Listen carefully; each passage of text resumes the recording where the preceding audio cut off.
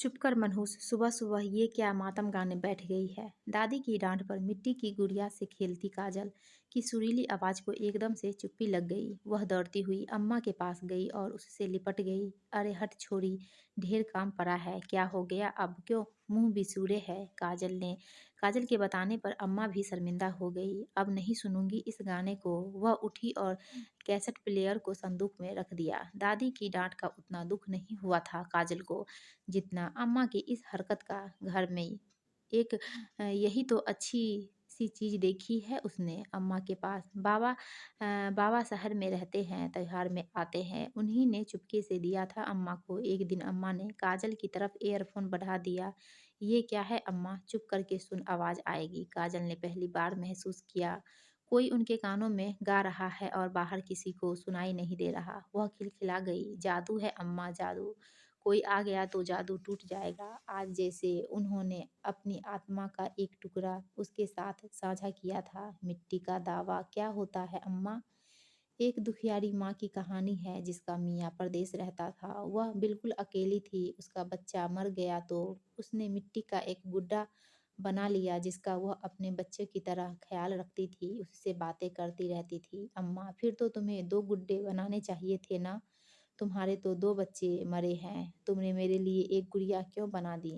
गुड़िया पर तो कोई गीत नहीं लिखता। अम्मा ने उसे कसकर छाती से लगा लिया। वह जब 16 बरस की उम्र में ब्याह कर इस घर आई, अगले ही साल जुड़वा बेटों की माँ बन गई। पूरे खानदान में रुतबा हो गया। शायद वही वक्त ससुराल में उनकी जिंदगी का सबसे खुशगवार वक्त था। फिर दादी की मानो तो किसी ने जादू टोना कर दिया, नजर लग गई उनके खानदान को। दूध पीते पीते एक बच्चे को एक हिचकी आई और माँ की गोद में ही दम तोड़ दिया। पर विपदा अभी टली नहीं थी। 2 महीने बाद ही दूसरा बेटा जो सोया जागा ही नहीं। अब वह मनहूस घोषित हो गई। अब सुगनी थी। गर्भवती औरतें उनसे दूर रहती। नई सुहागनें उसका मुंह देखने से बचती। आसपास वालियों अपने बच्चे उसके आसपास नहीं भटकने देती। 5 साल गुजर गए। इस बार वह फिर उम्मीद से थी। सबने ना जाने कितनी मन्नतें मांग ली थी। जब सितारा आंखों और दूध की रंगत वाली नन्ही परी ने दुनिया में आंखें खोली तो जैसे तपते रेगिस्तान में सूरज को काले बादल ढांप दे और एक दम ही टूटकर बरस जाए। अम्मा को भी बिल्कुल वैसा ही महसूस हुआ, लेकिन उनकी सास और पति के लिए ये निराशा के काले बादल थे। उन्होंने बड़े प्यार से बेटी का नाम रखा काजल। इधर काजल बड़ी हो रही थी। दादी के गुजरने के बाद माँ बेटी ही एक दूसरे का संबल थी।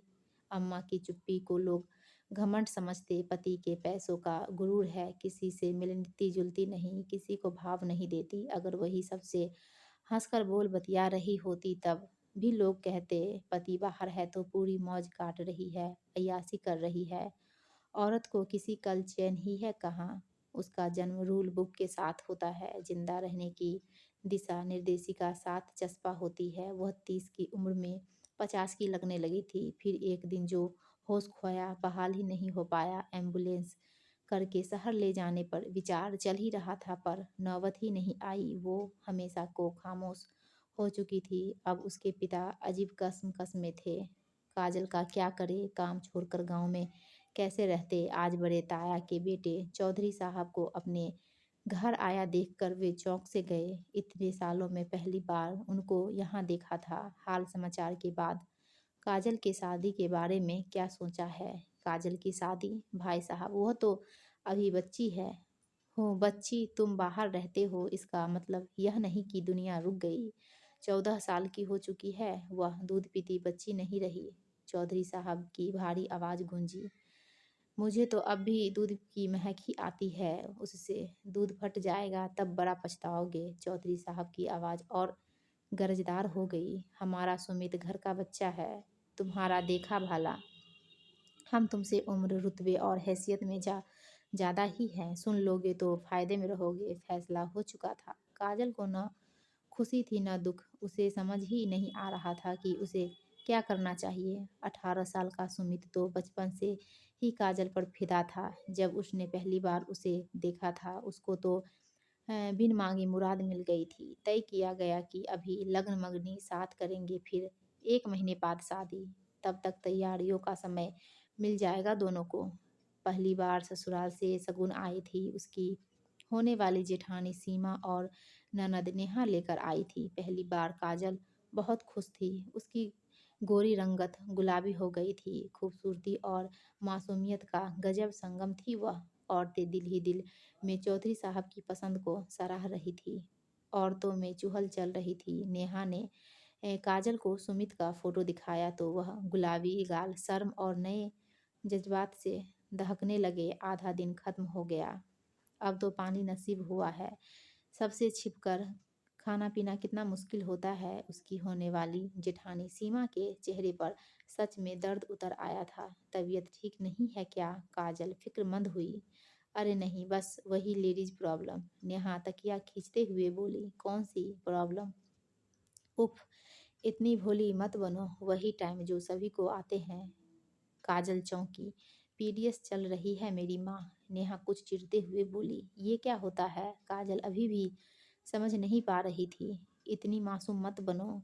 कितने साल की हो तुम? कितना टाइम हुआ महीना आना शुरू हुए? मैं सच में नहीं समझ पा रही आप लोग क्या कह रही हैं। काजल रुआसी हो गई। इससे पहले कि नेहा भड़क कर कुछ कहती, सीमा को फिक्र हुई। काजल को सच में कभी माहवारी हुई ही नहीं थी। उसकी माँ पूरे समय अपने में गुम चुपचाप रहती या रोती रहती। उसकी ऐसी सहेलियां भी नहीं थी। न कभी स्कूल में इस पर बात हुई। मामला छोटा नहीं था, इसलिए काजल के पिता मनोहर के ध्यान में लाया गया। उनको इतनी शर्मिंदगी हुई जैसे उसने और उसकी बेटी ने कोई बेटी से कोई गुनाह हुआ है। आनन फानन में शहर जाकर अस्पताल में दिखाया गया। अल्ट्रासाउंड की रिपोर्ट ने पैरों तले जमीन खिसका दी।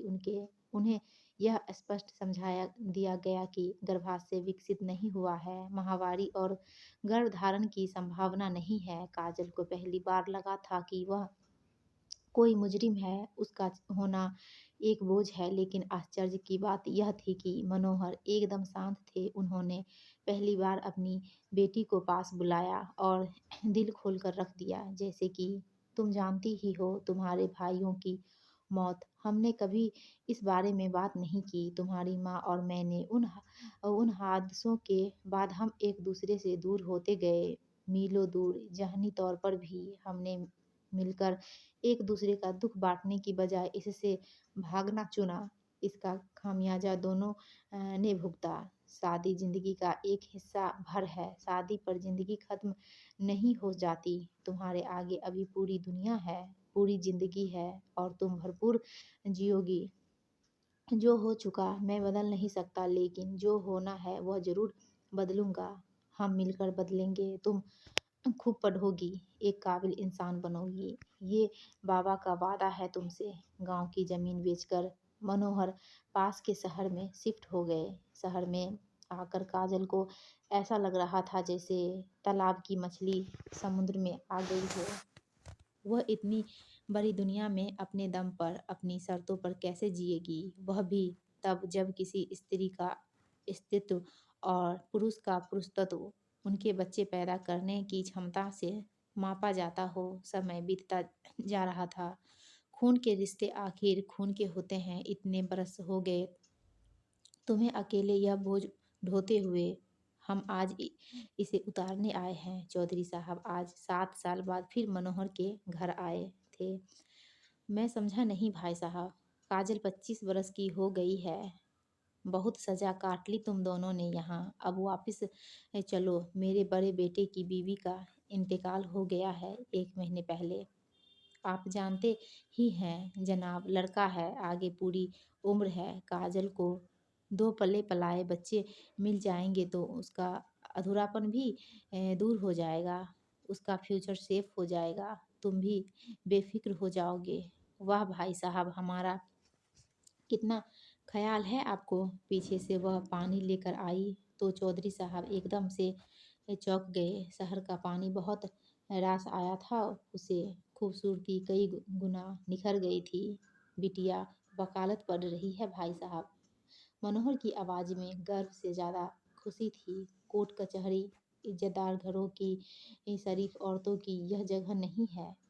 पहली बार चौधरी साहब को अपनी आवाज लड़जाती सी लगी। वह भारी लहजा हल्का पड़ गया था। ओह! इज़्ज़तदार घर की शरीफ औरतें की जगह कहाँ है फिर? आपके ख़ानदानी कब्रिस्तान में? Thanks but no thanks. उसकी आवाज़ में गज़ब का आत्मविश्वास था जो उन्होंने अपने ख़ानदान की किसी औरतों में अब से पहले नहीं देखा था। मैं संपूर्ण हूँ और रहूँगी और उन तमाम औरतों के हक़ में आवाज़ उठाऊँगी जिसके हक़ में बोलने वाला कोई नहीं।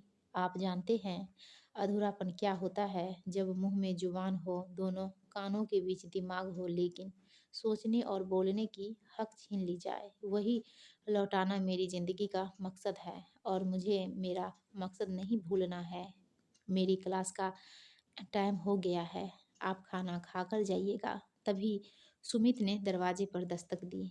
अच्छा हुआ आप भी यहीं मिल गए बाबा। पिछले 8 साल उम, से ही मैं काजल के कॉन्टैक्ट में हूँ। इससे पहले कि आप फिर से हमारी ज़िंदगियों के फैसले करें, मैं आपको बताना चाहता हूँ कि शादी मैं काजल से ही करूँगा। बच्चा एडॉप्ट करना है या नहीं, ये हम बाद में डिसाइड करेंगे। औरत होने का मतलब मादा होना भर नहीं होता। बच्चा पैदा करे या ना करे, वह अपने आप में मुकम्मल है। ये शादी तो होनी ही है। आपकी दुआओं के साथ हो तो बेहतर है, नहीं तो आगे आपकी मर्ज़ी। मैंने अपना ट्रांसफ़र भी यहीं करा लिया। चलो काजल, कॉलेज के लिए देर हो रही है। काजल आत्मविश्वास के साथ सुमित के साथ चली गई।